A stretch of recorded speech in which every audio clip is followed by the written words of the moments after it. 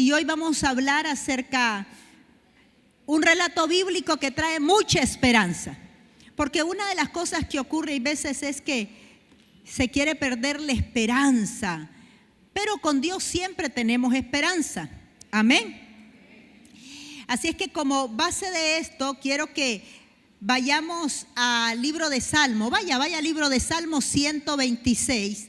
Salmo 126. Hoy voy a tomar como referencia a una familia. De hecho, Dios sana las familias. Hay veces no sabemos el camino o las estaciones donde vamos a parar, pero Dios es un Padre fiel que completa lo que inicia. Y hay veces, mientras estamos caminando, no vamos a saber algunas circunstancias por las que estamos, o entender algunas circunstancias que estamos transitando, pero Dios es un Padre bueno. El Salmo 126 es un salmo poderosísimo y solo lo tomo como referencia para que hoy usted tome esperanza. Esperanza en cualquier situación y esperanza en cualquier adversidad. De hecho, no hay dolor emocional que Dios no pueda sanar, ni familia que Dios no pueda restaurar. Ahora, Él es único en sus maneras. Él es único. Escuché la expresión de alguien un día que dijo: Dios escribe recto en líneas torcidas. ¿Cómo es eso?, dice uno. Bueno, hay veces no entendemos los caminos por donde Él nos lleva, pero su plan es perfecto. Amén. ¿Y qué es lo que dice el Salmo 126? Dice el Salmo 126: cuando el Señor hiciera volver la cautividad de Sión. Ahora, ¿qué es una cautividad? Una cautividad es aquella circunstancia que nos es contraria.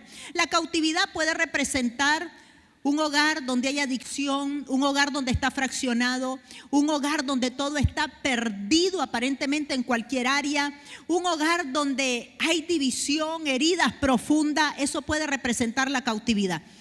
Y dice: cuando el Señor restaure a Sión de su cautividad. Sustituya esa palabra Sión por su nombre.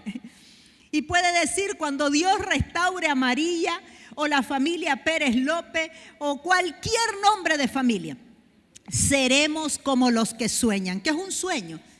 Algo que no nos parece que es una realidad, pero que se está cumpliendo. Seremos como los que sueñan. Entonces nuestra boca se llena de risa y nuestra lengua de alabanza. Y el último versículo, que es el versículo 6, dice que el que siembra recogerá la semilla con alegría. Puede ser que ahorita esté usted en un tiempo de siembra. Mire al que tiene a su lado y dígale: no te canses de sembrar. No te canses de sembrar. Ahora, normalmente, ¿cómo siembra el campesino? ¿Qué hace el campesino para sembrar? ¿Sabe lo que hace el campesino para sembrar? Primero limpia la tierra, quita toda la maleza, quita toda la mala hierba. Hay que quitar la mala hierba de nuestros corazones y de nuestras familias. Y vamos a hablar un poquito de eso en el camino. Y después que ya está limpio, el campesino ara la tierra, la prepara y tira la semilla. Pero no significa que tira la semilla y la va a dejar allí y se va a aparecer hasta los 6 meses. Significa que la tiene que cuidar.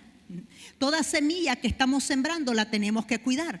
Pero lo importante de este pasaje es que hay esperanza. Diga conmigo: hoy mi esperanza es fortalecida. Declárelo con fe: hoy mi esperanza es fortalecida. Amén.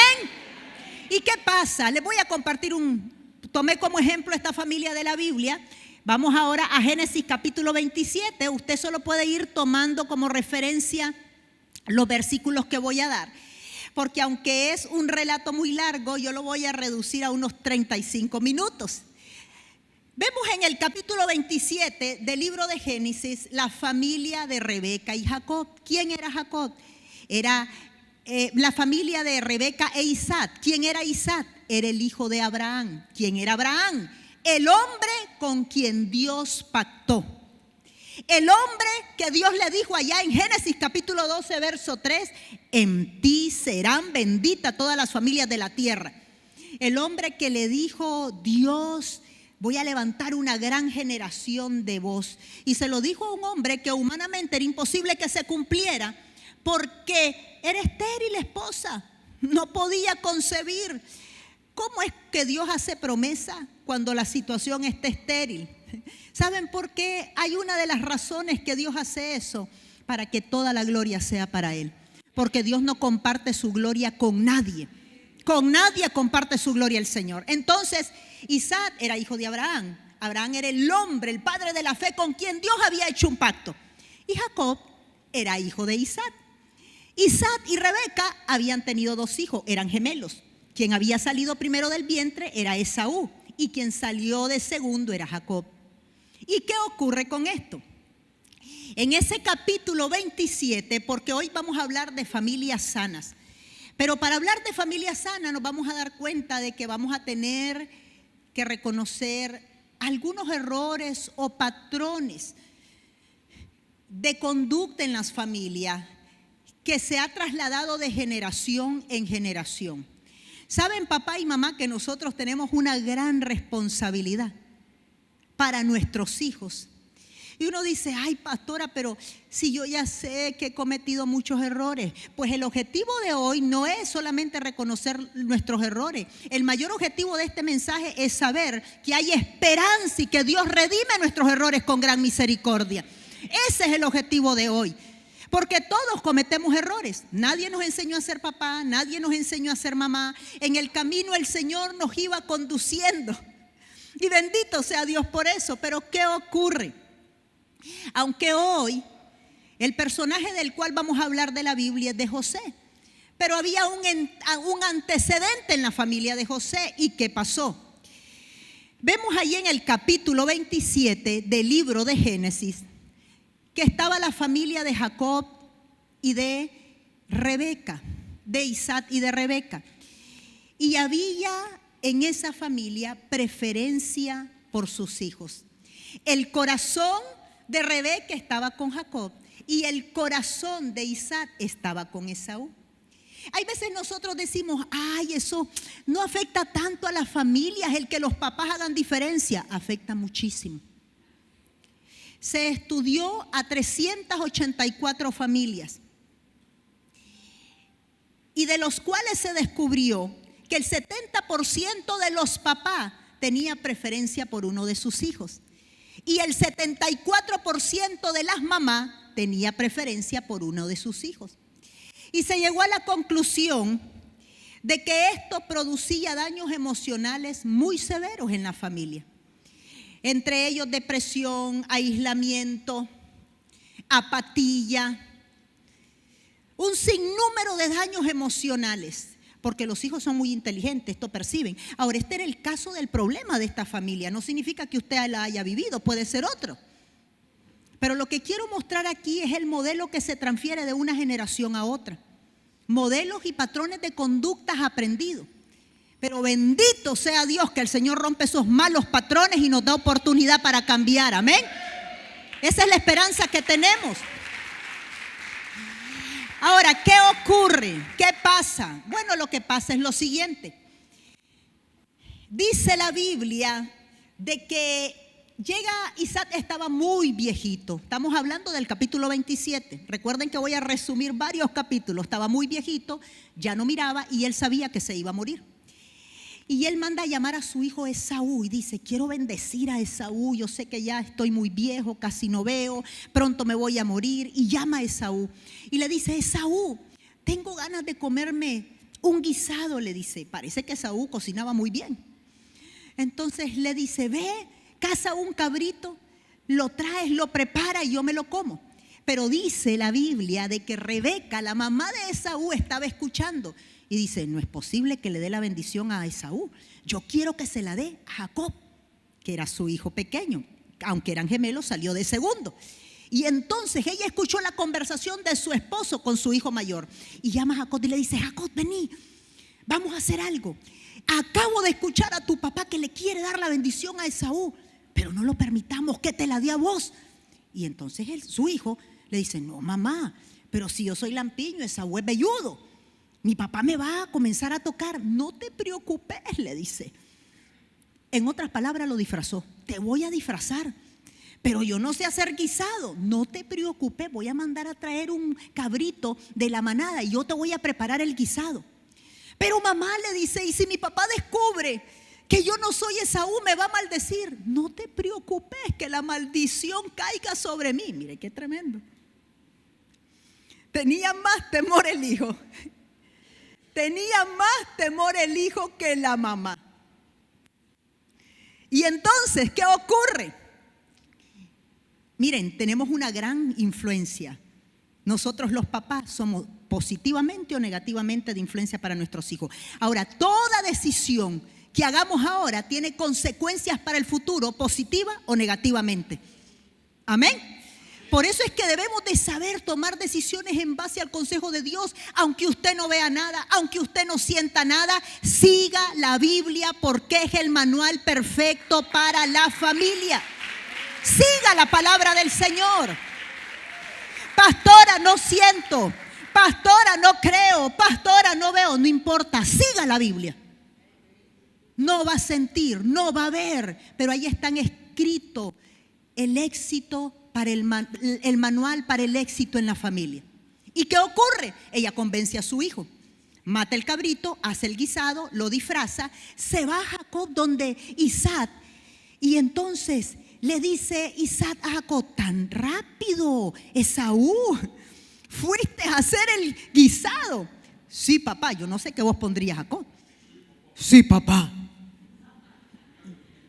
Y le dice: déjame ver, te voy a tocar, quiero ver. Y comienza: sí, eres velludo, porque la mamá le había puesto piel de cordero. Dios mío, qué creatividad para mentir. Es triste, pero es verdad. Estamos tomando un ejemplo de familia de la Biblia para que nosotros no lo cometamos. Y entonces, si eres Esaú, es velludo, este guisado. Y comienza, yo me imagino que el pobre Jacob temblaba. ¿A qué hora me descubre mi papá? Mira la fe que tenía esa gente en la confesión. Jacob sabía que si su papá lo bendecía, iba a ser bendito. Y él sabía, por eso le dijo a la mamá: y si mi papá me descubre, me va a maldecir. Pero la mamá tomó el riesgo de la maldición sobre ella. ¿Pero qué ocurrió? No lo descubrió. Pero a los minutos, al rato, se aparece Esaú. Y dice la Biblia que Esaú llega y le dice: papá, aquí te hice el guisado que me pediste. Y dice la Biblia que Isaac casi se le va la vida del susto cuando supo que no había bendecido a Esaú sino que a otra persona. Y comienza a decir, él estaba ciego: ¿a quién bendije? ¿A quién bendije? Y el hombre estaba desesperado porque conocía el poder de las palabras. Dice Proverbios capítulo 18, verso 21, que el poder de la vida y el poder de la muerte está en nuestra boca. Por eso debemos de bendecir a nuestros hijos. Por eso debemos de proclamar sobre nuestros hijos que van a tener éxito. Si usted está padeciendo un momento emocional difícil, tristeza, depresión, angustia, no se recueste sobre ese sentimiento. Levántese y háblele a su alma como le habló el rey David en el libro de Salmo, capítulo 103, cuando le dice: bendice alma mía al Señor. Hoy yo te hablo gozo, alma mía. Hoy yo te hablo paz, alma mía. No podemos actuar como el enemigo quiere que actuemos. Las circunstancias no van a ser perfectas, pero tenemos un Dios perfecto que opera a través de nosotros en nuestros sentimientos. Amén. Entonces se descubre todo. Y Rebeca está escuchando la conversación entre Esaú y su papá Isaac, y escucha que Esaú se llena tanto de violencia que va a matar a Jacob. Y sale Rebeca corriendo y le dice a Jacob: hijito precioso, por favor te tenés que ir y huir. Mire en qué lío lo metió al pobre. ¿Y a dónde? Que se vaya donde mi hermano Labán. Y miren qué interesante. Se fomenta un odio entre los dos hermanos. Se crea una división en las familias. Jacob comienza a huir y tiene que ir donde su tío Labán, que era hermano de Rebeca. Escucha Isaac que Jacob va para donde escucha Esaú que Jacob va para donde Labán. Pero lo primero que le dice Isaac a Jacob es: no quiero que tomes mujer de las cananeas. O sea, no quiero que te cases con una mujer que no es de nuestra misma fe. Y Esaú lo escucha. Y dice la Biblia que como escuchó que su padre no quería que se casara con una cananea, él a propósito fue a buscar una mujer cananea. Rebelión que lo provocó. Lo provocó la manera que se estaba manejando la familia, el hogar. Ahora usted dirá, ese no es el problema en mi hogar, pastora, cualquiera que sea. Dios redime los errores con misericordia. Amén. Diga conmigo, pero Dios tenía un plan. Dios tiene una promesa. Dígalo con fuerza, Dios tiene una promesa. Dios tiene un pacto conmigo. El Señor no se había olvidado del pacto con Abraham, ni tampoco se había olvidado del pacto con Isaac, porque Dios es un Dios de pacto. Y Él tenía un plan. Aunque todo pareciera oscuro, aunque pareciera que los errores del pasado no van a permitir que Dios cumpla su plan, Dios los redime con misericordia si nos humillamos delante de Él. Tiene que salir huyendo Jacob, y en medio del camino, yo me imagino en aquella frustración, angustia, ¿ahora qué voy a hacer? No tengo nada. En aquella soledad, en la oscuridad de la noche, él hace un pacto con Dios y le dice, si vas conmigo, si me bendecís, le dice, yo te prometo darte el diezmo de todo, te voy a honrar. Y dice la Biblia que Dios se le aparece. De hecho, él le llama a ese lugar Betel, puerta de Dios y casa del cielo. Se le aparece Dios y Dios le dice, te hago una promesa, Jacob. El hombre se humilló angustiado, que te voy a bendecir a vos y a tu descendencia. Ahora, Dios redimió los errores, pero no quitó las consecuencias. Parte de las consecuencias es la formación de todo el carácter que necesitamos para manejar la bendición. Amén. Dios no desperdicia las consecuencias. Él es un padre que no desperdicia nada. Eso es como aquellas mamás que ya somos expertas en cocina y nuestra hija apenas está aprendiendo y dice, este pedazo de chiltoma no sirve. No, espérate, se le puede sacar un poquito más. Dice Dios, espérate, yo no desperdicio las consecuencias. Aunque son las consecuencias, aunque perdono, yo las voy a usar también. Y se va Jacob, tiene 11 hijos, el último era José. Pero ¿qué dice Dios de eso? Vamos al capítulo 37 de Génesis, por favor. Escuche lo que dice. Jacob quería a José. 37:3-5. Mire, en este Jacob es sustituido por Israel, porque recuerdan que Jacob tuvo un encuentro con Dios, ¿verdad? Y allí su nombre es cambiado. Y le dice, Israel quería a José más que a sus otros hijos, porque había nacido cuando él estaba viejo. Y le hizo una túnica distinguida. Esa túnica podía representar Jacob en un lenguaje no hablado, sino a través del obsequio que le había dado a su hijo, es cuando yo muera vos vas a ser el segundo que va a gobernar. Y todos sus hermanos estaban viendo eso. Y dice, sus hermanos se dieron cuenta de que su papá amaba a José más que a ellos. ¿Dónde aprendió Jacob de ese patrón de familia? En sus padres. Ahí estaba todo, eso es una cadena. Por eso todo lo que no es bueno y que se está transfiriendo de generación en generación tiene que ser roto en el nombre de Jesús. Tiene que ser destruido en el nombre de Jesús. Y dice, y se dieron cuenta de que su papá amaba más a José más que a ellos, por esa razón lo odiaban. Y no podían decirle ninguna palabra, o sea, no le hablaban a José. Y José tuvo un sueño y se lo contó a sus hermanos y lo odiaban más. Qué terrible el odio entre los hermanos. Entonces vemos que lo primero que debemos de hacer para que nuestras familias sean sanadas es descubrir las causas. Porque no podemos ver solo los efectos. Los efectos es lo que estamos viviendo y viendo, pero hay que ir a la causa para que sea arrancada y sea sanada en el nombre de Jesús. Y recuerde, Dios redime todo con gran misericordia. Eso es lo más emocionante de este relato de esta familia. Dios redimió el dolor, Dios redimió la crisis. Pero dentro de un plan que Dios tiene que cumplir en las familias, Él levanta a una persona. De hecho, Dios quería levantar a José. Por eso es que él tiene 2 sueños. En uno de ellos ve que sus hermanos, ve 11 espigas que se humillan delante de José. Después tiene un sueño donde ve 11 estrellas humillándose delante de él. Y los hermanos dicen, y es que nosotros vamos a ser tus siervos y tus servidores. Dios tenía un sueño. Dios siempre ve el corazón.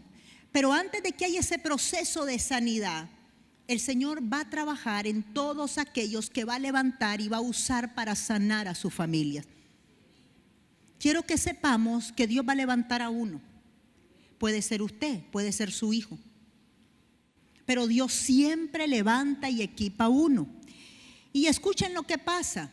¿Qué quería formar Dios en José? Ya vimos de que Jacob heredó un patrón de conducta de sus padres. Y aprendió buenas cosas, pero también eso fue una maldición. Y tenía que cortarse. Y había una mala formación de carácter porque había trampa y mentira. Y todo eso creó una estructura familiar que vino a dañar, en este caso, las generaciones de Jacob y Esaú, hasta que se levantara uno. ¿Cuántos estamos dispuestos a levantarnos por nuestra familia en el nombre de Jesús? Dele un aplauso a Jesús porque usted es más que vencedor. Ahora, antes de la restauración total, viene Dios a formarnos para traer toda esa bendición que Él ha prometido. De hecho, Él no se ha olvidado de la promesa que te ha hecho. Él no se ha olvidado del pacto que hizo. Pero alguien se tiene que levantar. Y José tenía virtudes. La mayor virtud de José es que era obediente. Era muy obediente y tenía otra virtud enorme: temía a Dios. Y vamos a verlo. Pero ¿qué tenía que trabajar el Señor en José? Porque él iba a ser el instrumento de Dios para sanar a su familia. Lo primero que tenía que trabajar en José, el Señor, era prudencia. Dios te va a formar prudencia. Dios nos va a formar prudencia. En el capítulo 37, versos 5 y verso 8, vemos que el Señor está formando prudencia. Uno dice, prudencia, pastora. Claro, la prudencia es clave porque te va a preservar del mal. La prudencia es clave porque va a permitir que no hablemos de más. La prudencia es clave para saber que hay cosas, sueños, secretos que solo usted y Dios lo deben de manejar, y gente madura que le puede guiar a ese sueño. La prudencia es clave. Escuche lo que dice Amós capítulo 5, verso 13, por favor. Amós 5, 13. Me sorprendí acerca de este texto con respecto a la prudencia. Dice así: por eso, en circunstancias como estas, guarda silencio el prudente. En circunstancias como de necesidad, de peligro. José ya sabía que sus hermanos no lo querían. ¿Quién lo mandó a abrir la boca? Si él ya sabía que lo odiaban. Claro, a causa del error del papá. Y también José tenía algo: todo lo que los hermanos le decían, José y se lo contaba a su papá. Entonces, algunos, ¿verdad?, son así. Entonces, ¿qué pasa? ¿Qué pasa con esto? Vieran ustedes cómo me emociono con esta familia, porque el final es maravilloso. A través de tanto dolor, el final es maravilloso. Dios no desperdicia nada. Diga conmigo: Dios no desperdiciará nada para que yo alcance mi sueño. Él usará todas aquellas herramientas que tenga que usar para que yo lo alcance. Amén. Entonces, ¿qué ocurre? El hombre necesitaba aprender prudencia. Diga conmigo: prudencia. Que dice que el prudente no habla cuando hay peligro, porque son tiempos malos. Dice Amós 5:13. Él necesitaba prudencia. Un día alguien me dijo a mí: pastor, esa persona me es leal hasta la muerte. Y lo quedo viendo yo. Leal solo es Jesucristo. El ser humano falla. Por eso dice el Señor, maldito el hombre que confía en el hombre. No, tenga cuidado, prudencia. Usted debe de saber hasta dónde llegar, hasta dónde hablar, hasta dónde actuar, a quién le va a compartir las cosas de su familia. No ande compartiendo las necesidades de su familia a todas las personas que aparentan ser amigos. Porque un amigo se muestra cuando usted está mal, cuando la persona está en el suelo, que no tiene nada, que está solo. Allí salen los verdaderos amigos.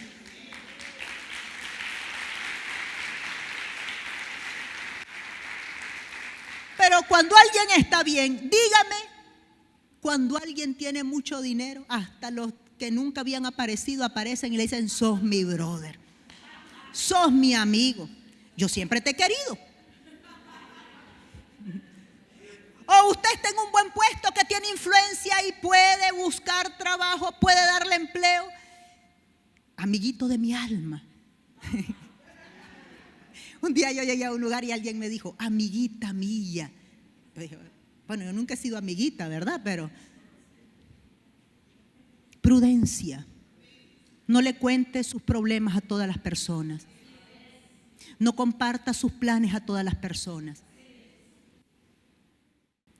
Y si el sueño es grande, mientras mis hijos iban creciendo, mi esposo y yo siempre procuramos guardar el corazón de nuestros hijos saludable.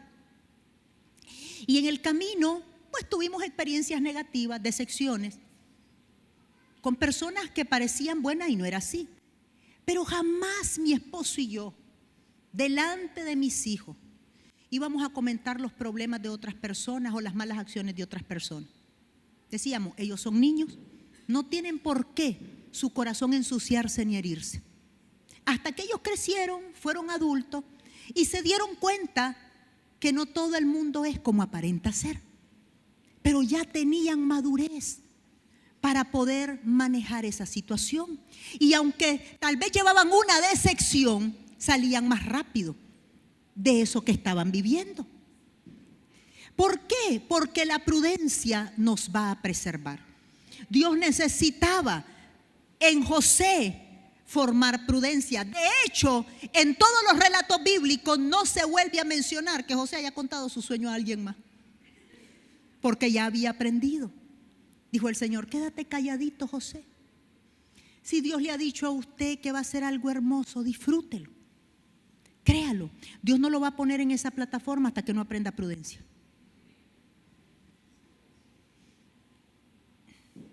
Yo le dije a una persona que el Señor está ayudando mucho. Sé prudente, no andes abriendo tu boca. No se lo digas a todas las personas. Porque no todas tienen el corazón para alegrarse con tu victoria. Es raro encontrar un corazón que se goza cuando usted está próspero y en las alturas y que le dice, me alegro que te esté yendo bien. Son contados con los dedos de la mano. Así es que el Señor quería formar un fundamento de prudencia en José. Lo segundo que quería formar, versículo 28 del capítulo 37, era un corazón perdonador. Diga conmigo, corazón perdonador. ¿Es fácil perdonar? No, es una decisión. Se vuelve fácil cuando el músculo del amor se ejercita para perdonar. ¿Qué usó el Señor para formar eso en José? La traición de sus hermanos. ¿Saben ustedes que José es el prototipo de Cristo? José fue vendido por sus hermanos por 20 monedas de plata y Cristo fue vendido por sus hermanos, en el caso de Judas, por 30 monedas de plata. Y Jesús, estando en la cruz, le dice al Padre, Padre, perdónalos, porque no saben lo que hacen. ¿Dónde vamos a practicar más el perdón? En nuestra familia inmediata. Es allí donde vamos a practicar el perdón, porque todos hemos cometido errores. Los papás hemos cometido errores, los hijos han cometido errores. Y debemos de practicar el perdón. ¿Dónde vamos a practicar el perdón? En todas las plataformas donde nos movemos. Dios quería preparar el corazón de José y decirle: José, para el lugar donde yo te voy a poner, como va a ser tan poderoso, tenés que tener un corazón que perdone. Porque un corazón que no perdona, como dijo una hermana, yo perdono pero no olvido, dice. Bueno, yo digo, ¿cómo es eso de que perdona pero no olvida? De hecho, el Señor dice que debemos de olvidar todo el dolor. No es que usted va a confiar en la persona, pero usted va a perdonar. Necesitamos perdonar. Necesitamos perdonar. Escuchen lo que dice el verso 28. Así que cuando los mercaderes medianitas se acercaron, sacaron a José de la cisterna y se lo vendieron a los ismaelitas por 20 monedas de plata. Fue así como se llevaron a José en Egipto. ¿Qué usó Dios para formar en este hombre un espíritu de perdón? La traición. ¿Cómo podemos saber si tenemos un corazón maduro para perdonar si no nos traicionan? ¿Cómo podemos saber que Dios puede confiar en nosotros si no llevamos decepciones? Dios usa todo. Dios usa las decepciones, Dios usa la traición, porque la Biblia dice: a los que aman a Dios, todas las cosas obran para bien. Y estos son aquellos que conforme a su propósito son llamados. Entonces Dios va a usar todo. Cuando he llevado experiencias así, lo primero que le digo al Señor: a ver, Señor, no me gusta lo que estoy pasando, pero ¿qué aprendo? ¿Qué me querés enseñar? Debo decidir tener la actitud correcta delante del Señor, porque no quiero pasar la lección 2 veces. Entonces formó un corazón, perdón. Familias, hay que perdonarse. Esposos, hay que perdonarse. Hijos, hay que perdonar a los papás. Padre, hay que perdonar a los hijos. Perdone a aquel amigo que le decepcionó, que le traicionó, aquel conocido que le hizo una mala jugada. Perdone, déjelo ir. Mantengamos un corazón limpio. Si nosotros no tomamos una decisión en esto, nos va a perjudicar mucho y va a ser un tropiezo para que el plan de Dios avance en nuestra vida. ¿Qué hago yo cuando normalmente hay un sentimiento que se levanta por alguien que hizo algo incorrecto, que es un tipo de traición? Porque tal vez usted se preguntará: pastora, ¿y usted no siente nada? Claro que siento, pero yo decido cortar esa raíz y maldecirle en el nombre de Jesús. Amén. Nosotros decidimos si una planta crece o una planta se seca. Entonces, ¿qué hago yo? Cuando se levanta, porque el enemigo hasta le pone a uno imágenes mentales como de película. Y para que uno abra la boca y comienza a decir: es cierto. Inmediatamente digo: gracias, Padre. Perdono y bendigo a esta persona en el nombre de Jesús. Y lo hago hasta que esa raíz desaparece y muere. Porque la boca tiene poder. Acuérdense que la boca tiene poder. Dios no nos dio la boca para estar hablando tontería. Dios nos dio la boca para declarar su palabra y que las cosas que no han sucedido sucedan por el poder de la confesión y la fe en Cristo Jesús. Entonces, ¿qué pasa? El Señor le enseñó a perdonar. ¿Cuántos tenemos corazón perdonador? Yo tengo corazón perdonador. Gracias, Jesús. Digo, gracias, Jesús. Usted se puede levantar de cualquier situación en el nombre de Jesús. Sea un estado espiritual deplorable, sea un estado emocional deplorable, sea una condición física, Dios está vivo y tiene poder. Mi esposo ha estado viajando casi por toda Nicaragua. Ha estado en León, ayer estuvo en Ocotal y oró por 100 personas enfermas. Y las 100 fueron sanadas con el poder de Dios. Y le voy a decir algo. Cuando mi esposo está orando por los enfermos, yo me maravillo de ver a Jesús. Yo digo: Jesús, qué rapidito sanas a la gente. Las personas entran cojeando, entran con bastón. Tuvimos en León y una muchacha joven de 36 años. Joven la mujer. Llega y le dice: pastor, tengo 1 año y medio de vivir solamente enferma. Yo he sido una mujer trabajadora, dice. Vivo con un dolor permanente. Cuando mi esposo va a orar por ella, porque tenía problemas en su columna y en varias partes del cuerpo, y le quiere levantar sus piernas para orar por ella, ella lloraba del dolor. ¡Ay, ay, ay! Y mi esposo le dice, Jesús te va a sanar hoy. Y la cuestión es que ora por ella. La mujer es sanada por el poder de Dios. Comienza a llorar. ¿Qué dolor sentiría esa mujer? No me imagino. Gracias Jesús, gracias Jesús. Pero el Señor no solamente la liberó, la sanó, la liberó a ella. Y después esa mujer lo que lloraba era de agradecimiento. Y yo digo, Jesús, ¿cómo haces las cosas al instante? ¿Cómo sanás a la gente? Ese mismo Jesús que opera para la sanidad física es el mismo Jesús que opera para la sanidad emocional de las familias, para restaurar y sanar. Así es que necesitamos corazón perdonador. Ahora le voy a dar un consejo bíblico. Si ya perdonó, no se vuelva a sentar para tocar el pasado. Ya lo escuchó una vez, suficiente. Porque ni el Señor se acuerda de su pasado. Si venimos delante de Dios, le digo, Señor, ¿te acordás en el año 88 aquel pecado, aquel? ¿Qué dice la Biblia? ¿Qué dice la Biblia? Dice, no me acuerdo de tu pecado, hijo mío, porque el día que te arrepentiste, yo los tiré al fondo del mar. Entonces, si usted está permitiendo que el pecado de su pasado lo atormente, es porque le está creyendo una mentira a Satanás, porque ya la sangre de Jesús borró ese pecado de su vida. Y no podemos estar permitiendo al diablo que nos torture.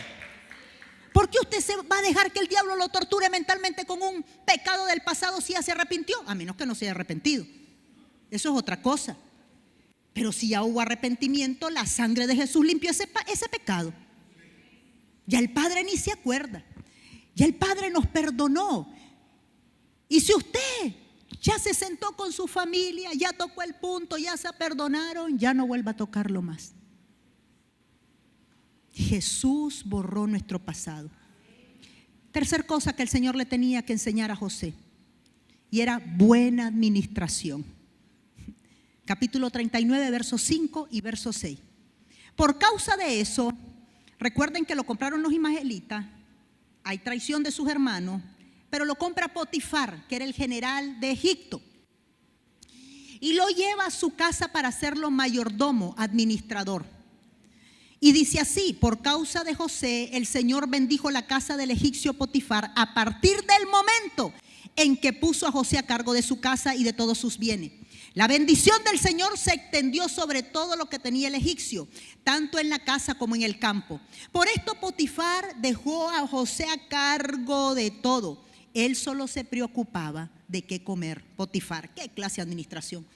Y José tenía muy buen físico y era como atractivo. Era un hombre guapo. Pero dice que Dios lo puso a administrar. Yo he escuchado a personas que tenían mucho recurso económico, eran muy pudientes, pero eran despilfarradores. A como les entraba, así les salía. Y me cuentan, pastora, y Dios me llevó a una situación donde hasta el Córdoba que yo tenía lo sabía administrar. No es fácil estar en esos momentos, pero Dios le está enseñando buena administración. Dios no va a llegar al cumplimiento de nuestro propósito si no sabemos administrar lo que tenemos. Y eso significa en cada área de nuestra vida. ¿Sabe qué es mayordomía? La responsabilidad de administrar correctamente las asignaciones que tenemos. ¿Qué asignaciones tenemos? Tenemos asignaciones como padre, como hijo. Tenemos asignaciones en el negocio, en la empresa, en el trabajo. Tenemos una asignación de administrar correctamente el recurso que Dios nos manda en la mano económicamente.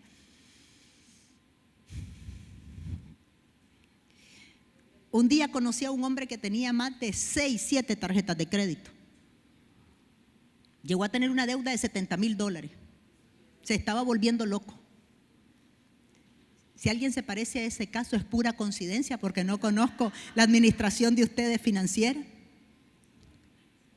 Pero debemos de tener mucho cuidado. ¿Saben qué debemos de hacer cuando deseamos algo? Es lo que mi esposo y yo hacemos. Le presentamos al Señor el proyecto. financieramente. Padre, este proyecto vale tanto, ayúdanos, súplenos. Y de repente, después, primero escribimos el proyecto, nos ponemos de acuerdo, oramos y de repente, ¡boom!, el Señor abre la fuente y nos da lo que necesitamos.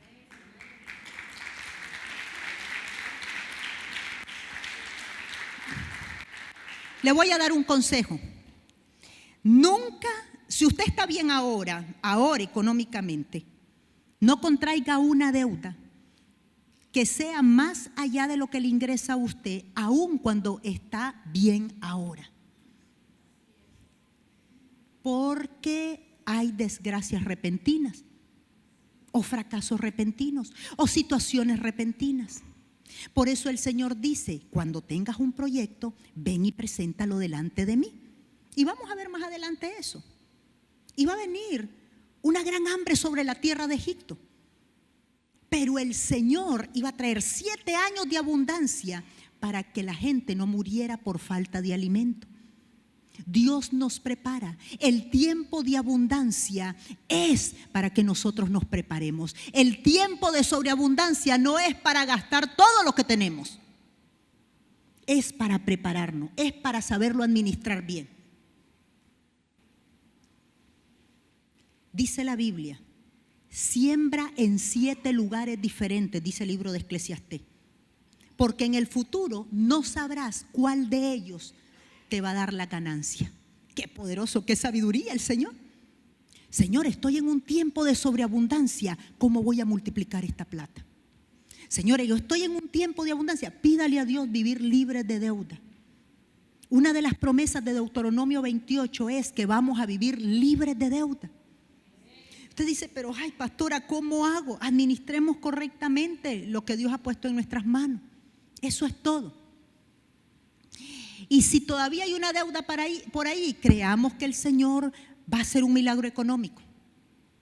Tal vez fue un error, lo hizo con buenas intenciones, Dios redime los errores. Amén. Vamos a tener muchos milagros en el año 2023 en el nombre de Jesús. Muchos milagros económicos en el nombre de Jesús. Estaba escuchando a alguien que me dijo, pastora, Dios me ha bendecido mucho, estoy saliendo de deudas.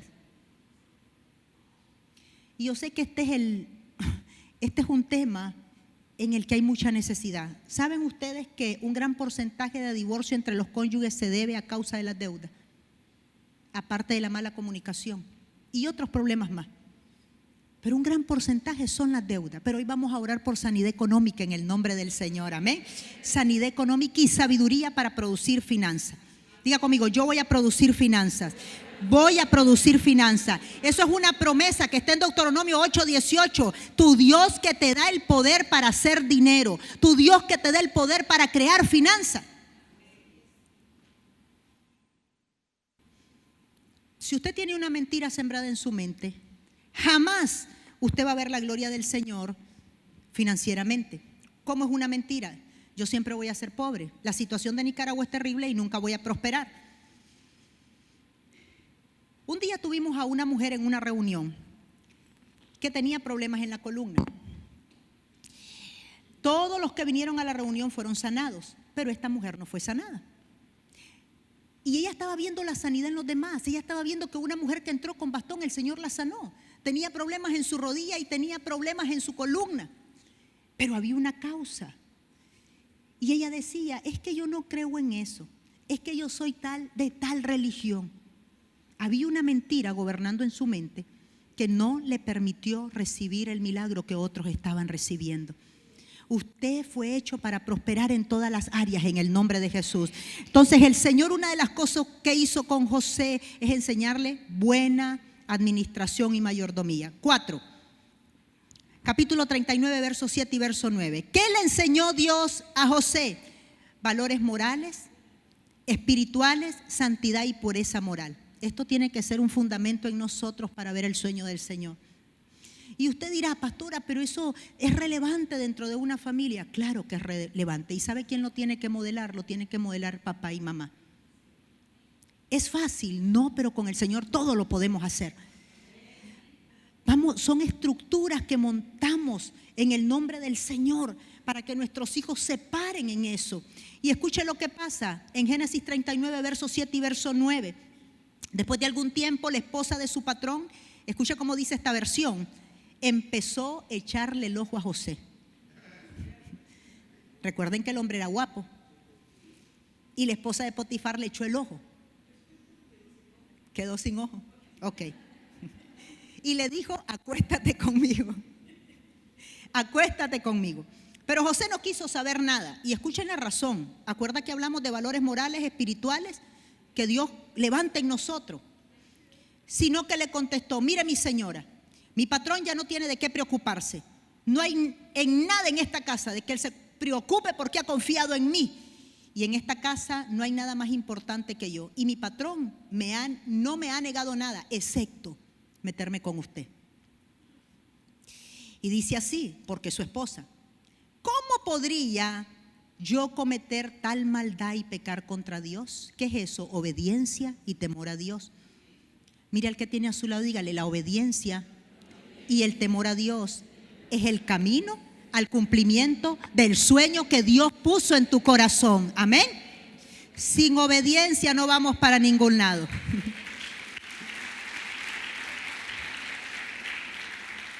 Ahora, se van a presentar oportunidades para pecar. Muchas. Pero la columna de santidad moral y espiritual en usted lo va a librar del mal. Dice la Biblia que el hombre que teme al Señor es apartado del mal. Una de las cosas que le debemos de pedir al Señor es temor y temblor. Dígale, Señor, dame temor de pecar contra ti. Dame temor. Que yo te sea fiel donde nadie me ve. ¿Dónde le vamos a ser fiel a Dios? Donde estamos solitos. En esa empresa donde está la oportunidad de robar, pero la persona dice, no, yo temo a Dios. En ese lugar donde una mujer te chatea y solo estás viendo vos el celular y te dice, amiguito de mi alma, ¿te acordás de mí? Nos conocimos en 3er año de bachillerato. Te he visto, estás muy guapo. Y la esposa está acostada a la par. Inmediatamente tiene que bloquearlo. Es más, no comience a negociar con el diablo.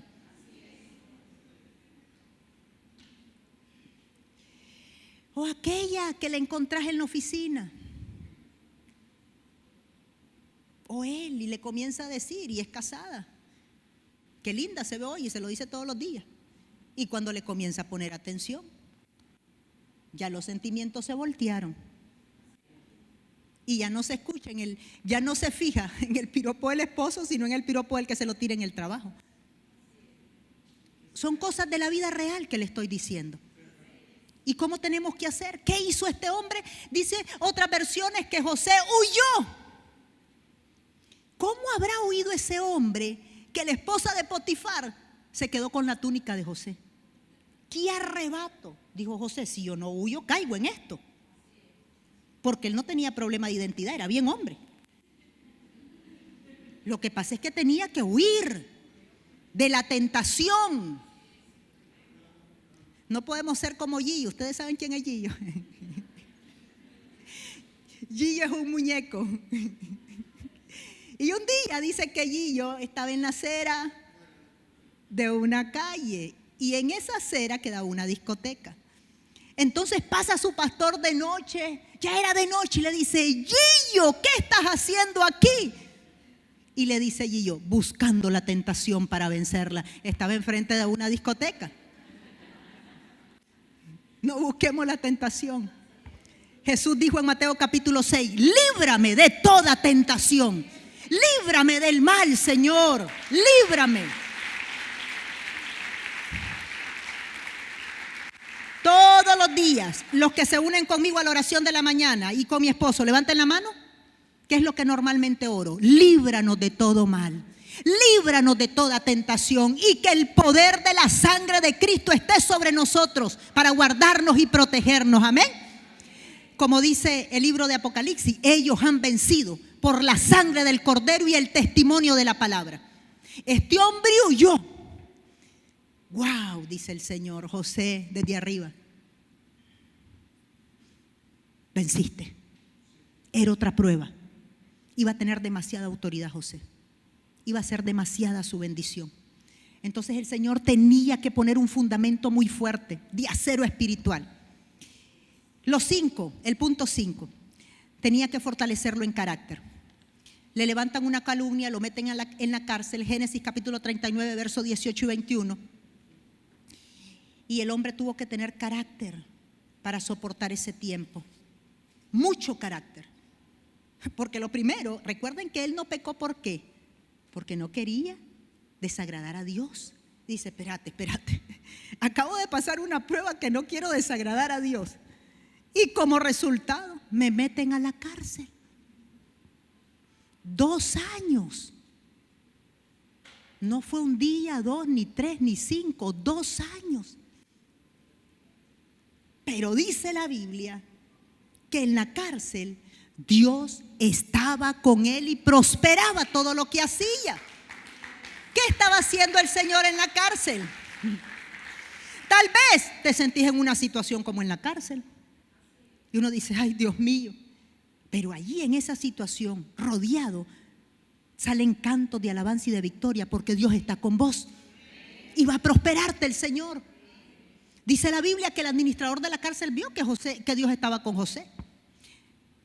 El Señor quería fortalecer el carácter. Y lo último que quería terminar Dios en este hombre, capítulo 40, verso 14. Le faltaba una cosita. Dice la Biblia que dentro de la cárcel estaba un panadero y un copero. Y se despertaron una mañana angustiados porque habían tenido un sueño y no lo entendían. Y dicen, tenemos un sueño y no lo entendemos. Y José escuchó que estaban perturbados. Y le dice, ¿qué les pasa a ustedes? Es que hemos soñado algo y no lo entendemos. Y le dice José, tranquilo, de Dios son las interpretaciones. A ver, contame vos primero el tuyo. Y va el panadero y le dice, tuve un sueño y vi que tenía un canasto. Recuerden que el panadero y el copero eran los que atendían al faraón. Y le dice, y vi que el canasto venían las aves y se lo comían. Y dice José, de aquí a 3 días te van a mandar a llamar, pero no para servirle al faraón, para decapitarte. Y le dice el copero, ay, yo tuve un sueño y miraba esto, esto y esto. Y le dice José, bueno, lo que significa es que el faraón te va a volver a llamar y le vas a servir a faraón. Y así sucedió, tal a como había sido interpretado el sueño. Pero le dice él al copero, pero por favor, háblale de mí a faraón, no te olvides. ¿Usted ha visto eso? Échame una manito con esto. Ayúdame. Pero cuando Dios tiene su mano, no trate de ayudarlo. Y eso causó que el pobre pasara un montón de tiempo más encarcelado. Pero ¿qué quería producir Dios en él? Dependencia total. Quien iba a ser su mano, quien iba a meter su mano, quien iba a abrir la puerta, quien iba a hacer el milagro, no era la mano del hombre, sino la mano de Dios en su tiempo. Debemos de aprender a esperar el tiempo de Dios. Y el hombre se olvida de José. José aprendió la lección. Cuando alguien me dice, pastora, amo a mis hermanos, amo a la gente, pero mi total confianza está en Dios, yo dije, ya está preparado. Yo he escuchado gente que en los tiempos difíciles en nuestra nación económicamente me ha dicho, yo sé que yo voy a prosperar en este tiempo. Ya ve, ya su temor al hombre ya fue quitado, su temor a la circunstancia ya fue quitado. Ahora su temor es el temor a Dios. Ese temor a Dios es el que quita todos los temores malos. Porque un hombre que tiene temor a Dios tiene respaldo divino. Y usted sabe que en cualquier necesidad Dios va a estar allí.